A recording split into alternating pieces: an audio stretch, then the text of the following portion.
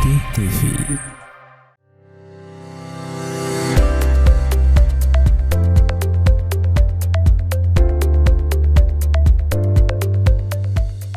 Assalamualaikum warahmatullahi wabarakatuh. Waalaikumsalam. Alhamdulillah, sahabat cerita, saya punya sahabat luar biasa.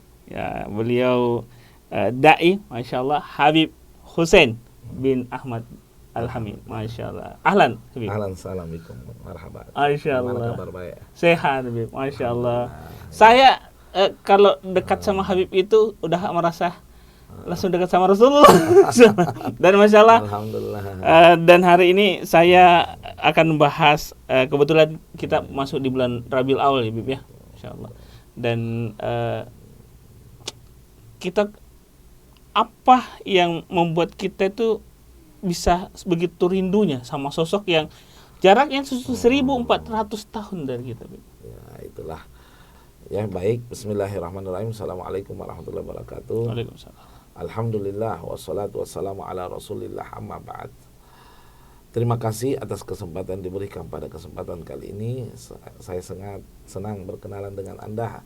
Alhamdulillah, El-Fatih, mudah-mudahan tambah sukses ke depan dengan niat untuk memberi manfaat kepada sesama manusia ya. Amin, amin. Khairun nas anfa'uhum linnas. Sebaik-baiknya manusia adalah yang paling banyak memberi manfaat kepada sesama manusia. Tadi pertanyaannya bagaimana sikap kenapa kita bisa rindu kepada Rasulullah mencintainya. SAW. Perlu kita pahami bersama, cinta itu adalah anugerah dari Allah. Cinta itu adalah anugerah. Jadi hanya orang yang dipilih oleh Allah, hanya orang yang dikehendaki oleh Allah yang dianugerahkan cinta. Mawaddah, ya, rasa cinta. Jangankan kita yang tidak ketemu Rasulullah bisa cinta, yang ketemu Rasul bisa membenci Nabi. Abu Jahal. Iya. Kita tidak ketemu bisa cinta. Ini Abu Jahal ketemu Nabi nggak cinta. Kenapa? Nggak ada anugerah dari Allah. Hidayah dari Allah Subhanahu wa taala. Makanya innallaha yahdi may yasha wa yudhillu may yasha. Allah berhak memberi hidayah yang Dia mau dan menyesatkan yang Dia mau. Dan bersyukurlah kita dianugerahkan kecintaan oleh Allah Subhanahu wa taala. Oleh karena itu Nabi pernah bersabda di depan para sahabatnya bahwa ada umatku yang aku lebih cintai dari kalian. Menangis sahabat, ya Rasulullah. Kenapa dah? Manhum ya Rasulullah. Siapa mereka ya Rasulullah? Apakah kami ini kurang mengabdi kepadamu, kurang mencintaimu? Kata Rasul, tidak. Kalian semua sudah sempurna. Tapi aku lebih cintai mereka daripada kalian. Siapa dia ya Rasulullah? Yaitu umatku yang tidak pernah melihatku, tidak pernah berjumpa kepadaku, tapi rindu kepadaku, cinta kepadaku. Itulah umat yang aku paling banggakan nanti di hari kiamat. Itu kita ini. Tidak pernah melihat Rasul, tidak pernah berjumpa dengan Rasul, tapi rindu dan cinta kepada Nabi Muhammad SAW. Ini adalah anugerah dari Allah Subhanahu wa taala. Namun untuk menambah atau memelihara kecintaan itu caranya adalah dengan lebih mengenal Nabi Muhammad SAW.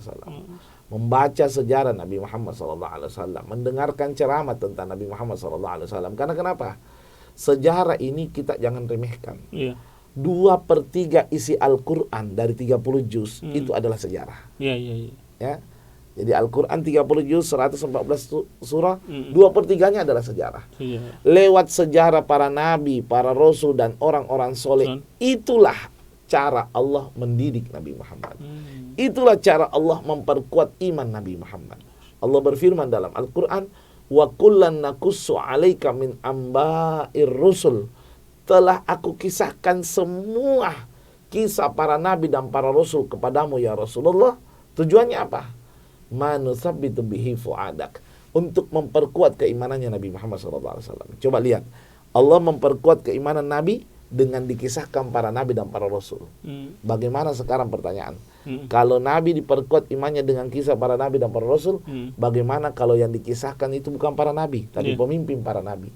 Bukan para rasul, tapi pemimpin para rasul, yaitu Nabi Muhammad SAW. Nah, ini jadi tentunya kita wajib seyogianya harus lebih mengenal Nabi, mencari sejarah-sejarah Nabi. Dengan lebih banyak membaca sejarah dan perjuangan Nabi, otomatis akan lebih menimbulkan rasa cinta kepada Nabi Muhammad SAW.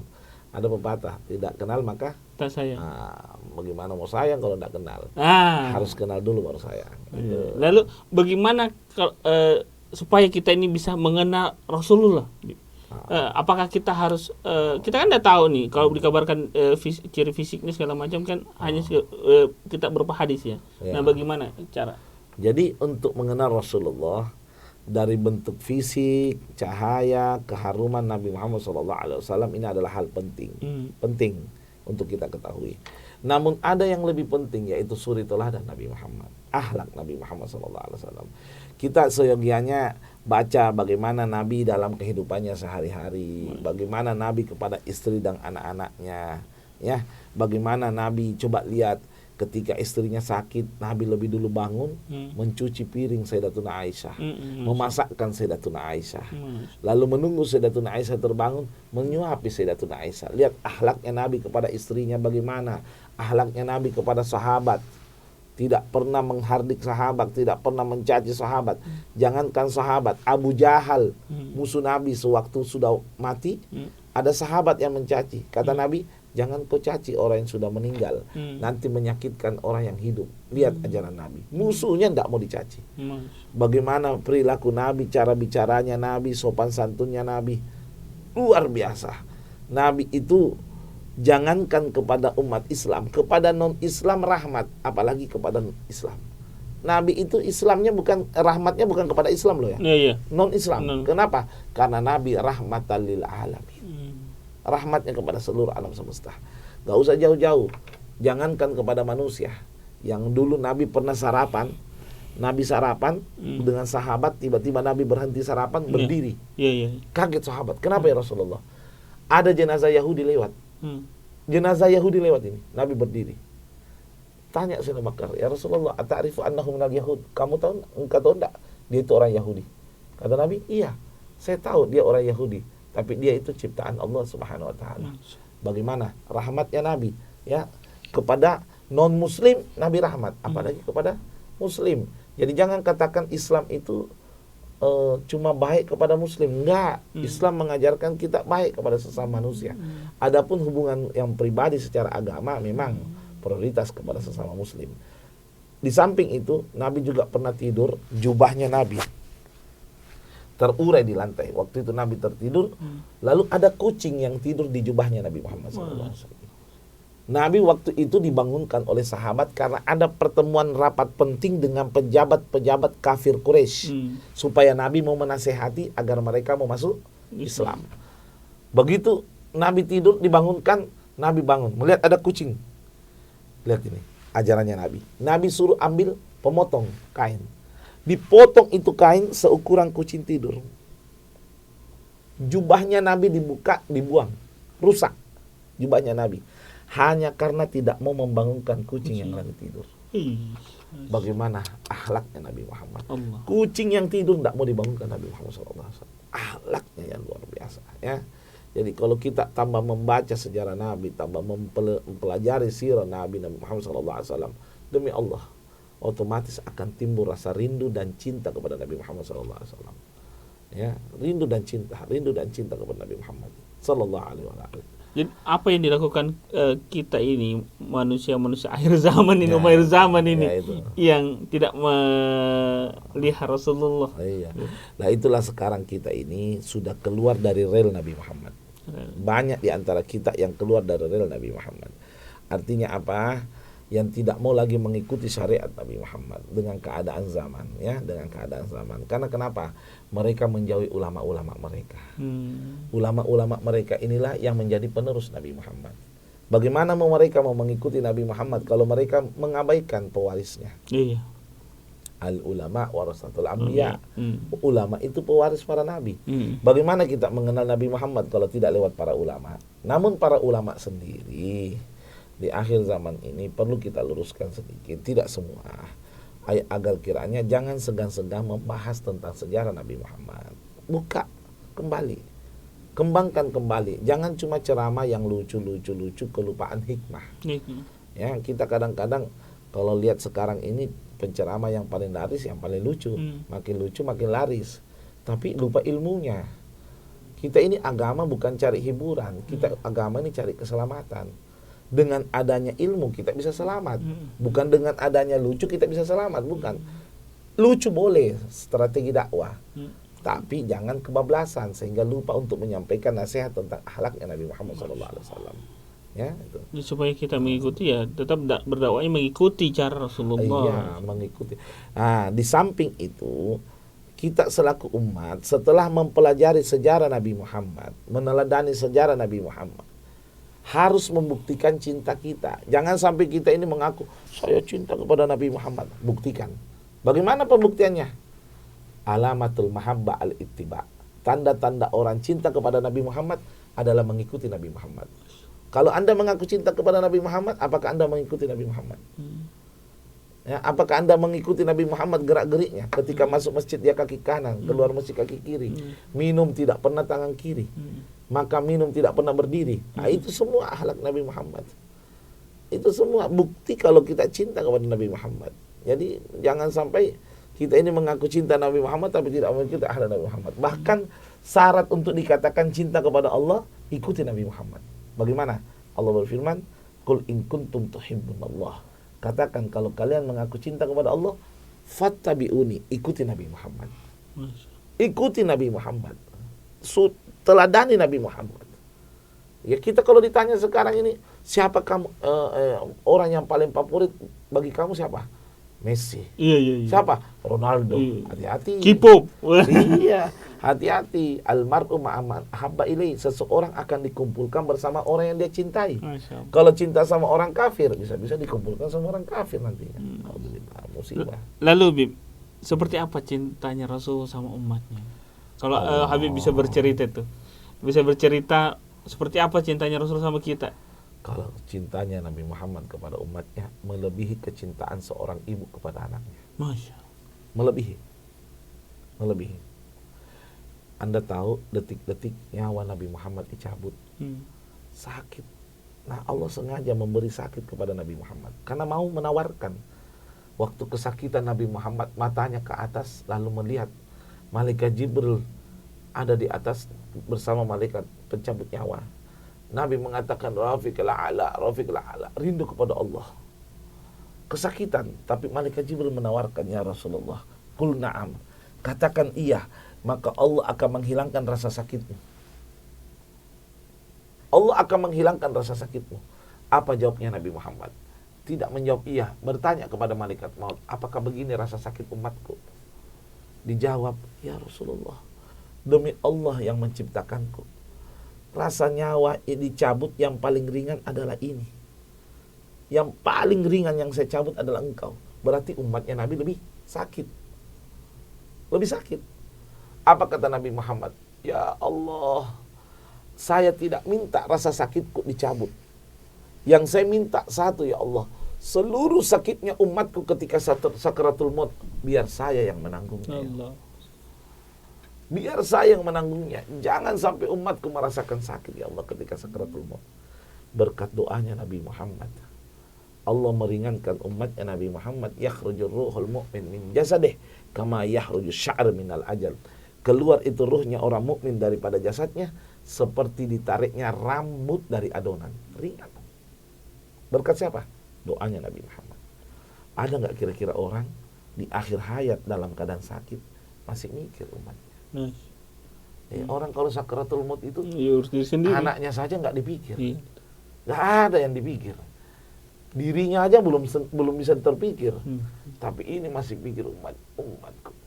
Sampai di akhir hayatnya mengucapkan as-salah. Terakhir ummati sampai nyawanya tercabut. Umatnya yang dipikir. Subhanallah. Dalam hadis ada laki-laki paling sibuk di akhirat.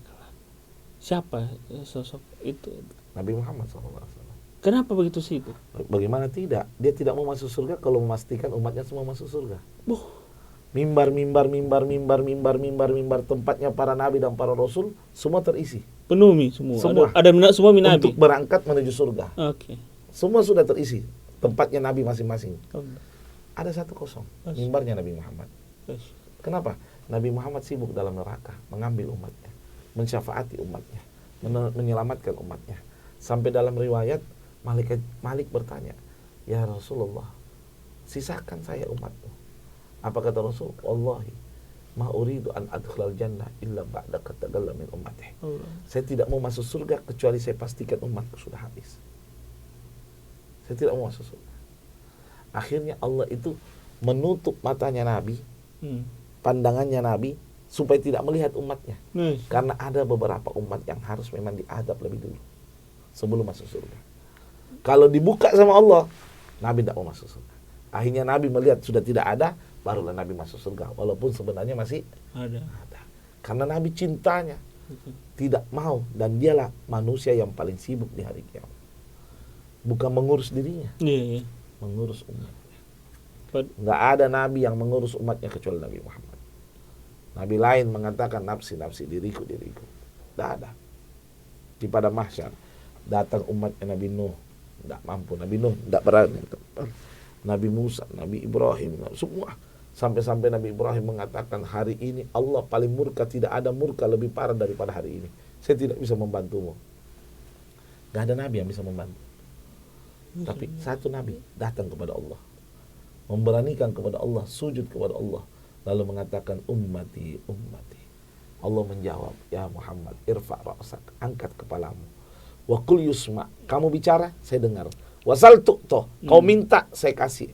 Wasfa' tu syafa', syafaati umatmu, saya setujui. Makanya itu namanya syafa'atul udmah, syafaat yang agung yang akan menyelamatkan umat Nabi Muhammad. Itulah dikatakan la syafa'ata yaumal qiyamah illa min syafa'ati Rasulillah. Tidak ada pertolongan di hari kiamat kecuali pertolongannya Nabi Muhammad SAW. Nah, ada. Cara dapat kita syafaat.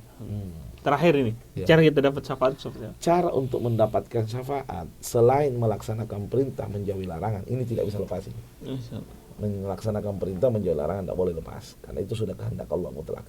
Yaitu dengan cara apa? Yaitu memperbanyak sholawat kepada Nabi Muhammad SAW. Karena kenapa? Al-mustahiq li husuli syafa'ah, umat yang paling berhak mendapatkan syafaat liman aksar bis salati ala Rasulillah, yaitu umat yang paling banyak membaca sholawat kepada Nabi Muhammad SAW. Tapi bukan berarti baca sholawat nggak sholat. Iya. Bisa. Ketaatan melaksanakan perintah dan menjauhi larangan mutlak. Sebagai tambahan nilai plus adalah dengan memperbanyak sholawat kepada Nabi Muhammad SAW. Nah, itu sholawat itu istimewa loh ya. Iya. Satu-satunya ibadah sekalipun kurang ikhlas diterima. Sholawat. Dikatakan adimis sholata ala Nabi Muhammadin. Perbanyaklah membaca sholawat kepada Nabi Muhammad. Faqabuluha hatmum biduni taraddudi. Diterimanya sholawat pasti tanpa keraguan. A'maluna baina qabuli wa raddiha. Amal kita antara diterima atau ditolak. Salat ikhlas diterima, tidak ikhlas ditolak. Haji umrah ikhlas diterima, tidak ikhlas ditolak. Illa salata ala Nabi Muhammadin, kecuali salawat kepada Nabi Muhammad. Ikhlas kok tidak ikhlas kok tidak diterima. Tetap diterima. Allah masya Allah. Karena Allah mengistimewakan Nabi Muhammad. Bahkan Allah pun juga mencontohkan cara bersalawat. Satu-satunya ibadah yang Allah perintahkan, Allah juga melakukan. Allah perintahkan sholat, Allah tidak sholat. Tidak mungkin. Allah perintahkan haji umrah, Allah tidak haji umrah. Tapi Allah perintahkan sholawat, lebih dulu Allah melakukan. Innallaha wa malaikatahu yusalluna 'alan nabi. Sesungguhnya Allah dan para malaikat bersolawat kepada Nabi Muhammad. Bukan bersolawat, pernah, sedang, dan terus bersolawat. Bukan. Itu fi'il mudhari. Fi'il mudhari, ya. Dalam hal wal istiqbal, dalam bahasa Arab itu pernah, sedang, dan terus. Jadi Allah terus bersolawat. Terus setiap saat. Makanya wa ba'atsal maqama mahmudan ladzi wa'ada, Allah terus angkat derajatnya Nabi Muhammad itu. Karena setiap saat Allah anugerahkan salawatnya. Apa salawatnya Allah? Yaitu rahmatnya Allah kepada Nabi Muhammad. Kalau salawatnya malaikat, istighfar. Salawatnya manusia, Allahumma salli ala sayyidina Muhammad wa sallam. Dan ini salawat dikatakan oleh Imam Syafi'i mukjizat saniyah ba'dal Quran. Mukjizat kedua setelah Al-Quran. Artinya apa? Nabi itu memiliki mukjizat. Semua Nabi. Nabi Adam. Tapi meninggal Nabi Adam, mukjizat hilang. Meninggal Nabi Nuh, mukjizat hilang. Meninggal Nabi Ibrahim, mukjizat hilang. Meninggal Nabi Musa, mukjizat hilang. Bimautil anbiya bizawalil mukjizat. Dengan matinya para nabi, hilang mukjizat. Illa nabiyina Muhammad, kecuali Nabi Muhammad. Meninggal, mukjizatnya tidak hilang sampai kiamat. Apa itu mukjizatnya Nabi? Al-Quran. Yang kedua, sholawat kepada Nabi Muhammad. Kenapa? Nabi pernah bersabda, in hasurat hajatuk, kalau kalian punya urusan yang tidak terkabul, hajat yang belum terkabul, aksir salat ala Nabi sallallahu alaihi wasallam. Perbanyak salawat kepada Nabi Muhammad sallallahu alaihi wasallam. Maka insya Allah akan dikabulkan. Masya Allah. Kalau bisa dikatakan ini kalau kita ngobrol tentang Rasulullah, saya itu sudah bisa baper dan udah bisa lama ini, masya Allah. Tidak ada ujungnya. Tidak ada ujungnya karena kita memang bawanya kerinduan dan baper. Betul. Ya, dan inilah sebenarnya baper yang benar. Baper yang benar. Ya, bukan karena diputuskan cinta. Bukan. Baper. Bukan. Baper pada tempatnya. Pada tempatnya. Tapi ketika saya ini cerita sering ngobrol sedikit. Ketika saya duduk di Raudah, itu rasa luar biasa, Aduh, ya Allah, apalagi ketika saya sudah berhadapan di depan makamnya Rasulullah. Allahu Akbar. Dan saya katakan, saya bilang, mudah-mudahan ini jadi syafaat saya supaya saya berangkat terus dan bisa berkunjung. Betul. Ini 2 tahun enggak ditutup. Gelisah. Udah gelisah. Iya. Gelisah. Karena saya merasa pengen terus. Ini namanya kecanduan yang positif. Kecanduan. Iya. Kecanduan yang positif. Kita kadang-kadang itu ada di sana senang, ada di sini gelisah. Itu namanya cinta. Di sini gelisah bukan karena Makassar nggak enak. Enak Makassar. Enak Makassar, tapi mau tidak mau lebih enak bersanding dengan Nabi Muhammad SAW. Ya, memang kita tidak bisa pungkiri, keluar dari kota Mekah nggak nangis, keluar dari Madinah mengeluarkan air mata. Itu karena faktor cinta kepada Nabi Muhammad SAW. Saya pernah bawa jamaah 88 orang. 88 orang jamaah saya bawa. Saya tanya semua, mana yang lebih enak, Mekah atau Madinah? Ringkas mereka menjawab Madinah. Tapi lihat ya, orang-orang dulu bagaimana menghargai Madinah. Imam Malik selama tinggal di kota Madinah, lebih 10 tahun, tidak pernah pakai sendal. Pernah. Karena menghargai di bawah tanah ini ada Nabi Muhammad. Bahkan beliau Imam Malik itu tidak mau buang air kecil atau buang air besar di Mekah, di Madinah. Keluar dulu naik kuda. Keluar dari haram dulu. Keluar dari Madinah. Keluar, buang air besar, buang air kecil, baru tidur di Madinah kembali. Tidak pernah tiap hari. Karena kenapa? Menghargai di dalamnya Nabi Muhammad SAW. Makanya ketika kita ada di Madinah, jaga etika baik-baik. Karena di situ ada Nabi Muhammad SAW. Oleh karena itu, orang pernah bertanya kepada saya, daerah yang paling mulia di sisi Allah itu mana? Saya jawab Madinah. Kenapa? Jawabannya, memang kalau sholat di Mekah, Masjidil Haram, itu lebih besar pahalanya daripada Madinah. Di Mekah seolah-olah sholat 100.000 rakaat. Di Madinah cuma 1.000 rakaat. Tapi tanahnya yang paling berkah Madinah. Kenapa? Yukhlaqun nas fi aina dufin. Diciptakan manusia di mana dia dikuburkan. Sekarang saya mau tanya, diciptakan manusia di mana dia dikuburkan. Anda diciptakan ini dari mana tanahnya? Tergantung di mana saya dikuburkan. Sekarang saya mau tanya, makhluk yang paling mulia siapa? Rasulullah. Diciptakan dari tanah apa? Madinah. Karena dikuburkan di Madinah. Berarti tanah Madinah adalah tanah yang paling mulia karena diciptakan makhluk yang mulia. Ya, luar biasa. Makanya wajar kalau kita merasa ada di Madinah. Rinduan itu selalu ada. Keberkahannya luar biasa. Masya Allah. Insya Allah, Bib. Makasih Bib sudah hadir di podcast kami di Al-Fatih TV. Semoga berkah dan bisa berkunjung lagi untuk membahas hal-hal yang lain. Barakallah. Syukran Bib. Ya itu saja dari kami ya, Al-Fatih TV. Insya Allah kita akan bertemu dengan tema-tema yang lebih menarik dan tamu-tamu yang insya Allah akan lebih bermanfaat dan menginspirasi. Terima kasih dari saya, Habib Hussein. Terima kasih. Wabillahi taufiq hidayah. Assalamualaikum warahmatullahi wabarakatuh. Waalaikumsalam warahmatullahi wabarakatuh.